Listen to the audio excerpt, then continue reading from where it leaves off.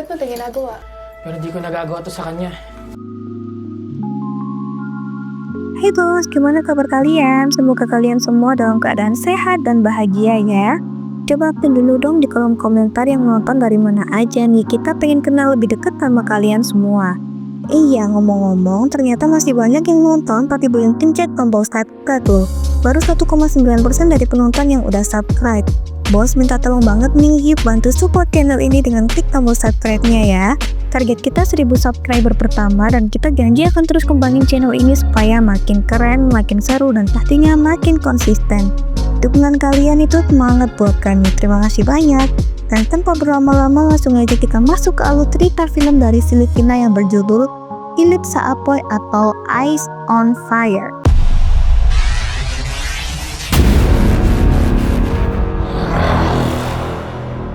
Ceritanya dimulai dengan seorang perempuan cantik bernama Emma. Dia masih muda, bekerja sebagai agen lapangan dan tinggal di perkampungan kumuh bareng pacarnya yang bernama Ben. Ben sendiri kerja di toko sembako yang gak jauh dari kos mereka. Demi hemat biaya, mereka tinggal satu kamar dan hidup seperti pasangan suami istri. Tetangga sebelah mereka adalah Alfred, cowok yang baru keluar dari penjara karena kasus narkoboy. Sekarang dia kerja sebagai perantara jual beli kupu-kupu malam. Suatu malam saat Ben dan Emma lagi asik berduaan, Alfred menyadari ada lubang kecil di dinding kamarnya yang tertambal. Iseng-iseng akhirnya dia copot penutupnya dan sejak itu dia bisa ngintip semua aktivitas pasangan ini, terutama aktivitas di malam hari.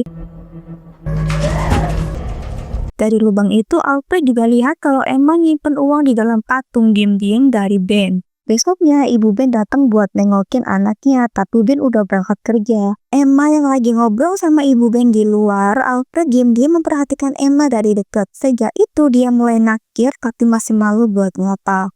Emma lalu berangkat kerja menagih uang ke beberapa orang dan di jalan dia ketemu teman lamanya dari masa lalu waktu masih jadi PSK. Triple.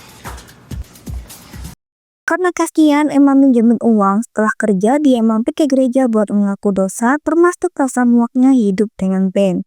Tapi kalau kutuk, dia takut balik lagi ke pekerjaan sebelumnya. Pas pulang, Emma nemuin Ben lagi down karena baru di PHK. Bukannya curhat, Ben malah marah dan memukul Emma sebagai bentuk pelampiasan emosinya ini. Ano ba? Alfred yang lihat dari lubang gak bisa berbuat apa-apa. Gak lama Emma keluar buat bersihin mukanya dan Alfred akhirnya nyamperin. Awalnya cuma saling tatap, tapi Alfred nekat ngerawat tangan Emma yang luka, bahkan mengajaknya ke kamar katanya buat ngobatin tangannya Emma. Tapi hal yang tidak seharusnya terjadi malah terjadi di sini.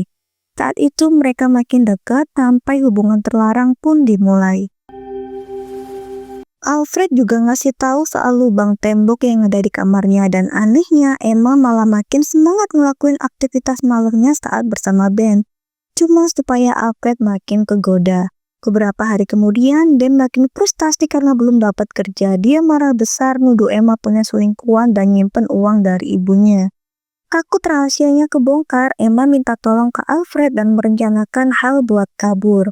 Rencananya pun dilakuin dengan cara Emma ngasih obat tidur ke Ben, tapi Ben tahu soal ini entah dari mana dan ngebuang minumannya, lalu pura-pura pingsan. Saat Emma siap kabur, Ben langsung nyergap, mereka ribut, Alfred lihat dari lubang lalu turun tangan.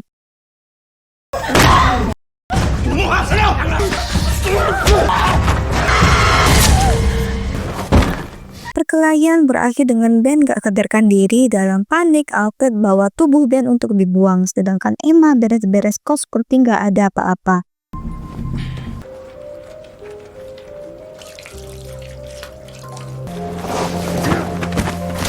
Hari-hari berlalu, Ben dinyatakan hilang. Ibunya panik dan ngajak Emma lapor polisi. Gosip cepat nyebar dan demi menghindari kecurigaan, Emma dan Alfred sepakat gak ketemuan dulu, tapi lama-lama Emmanya sendiri yang gak tahan.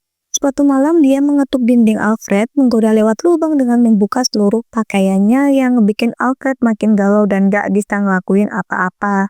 Sumilip ka sa butas.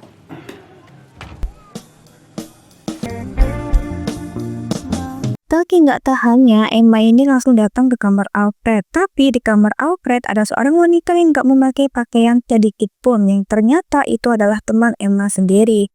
Alfred mengaku cuma jadi mucikari demi kumpulin uang buat kabur bersama Emma. Tapi kalau Emma ninggalin dia, Alfred mengancam akan melapor soal pembunuhannya Ben.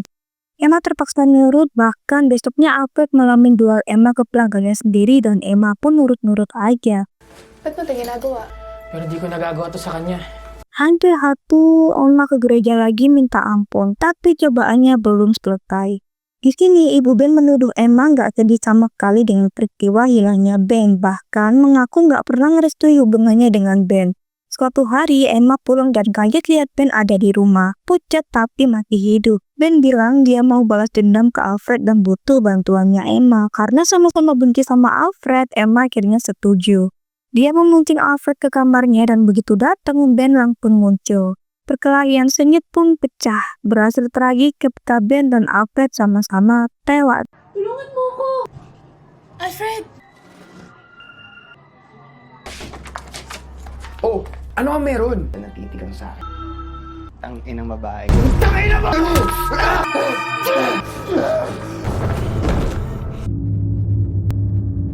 Dan Emma di sini ia membuat seolah-olah dirinya adalah korban dari kejadian itu dan memilih keluar dari tempat tersebut dengan memulai hidup baru jauh dari tempat itu. Itulah full alur cerita filmnya. Gimana menurut kalian? Tulis pendapat di kolom komentar ya.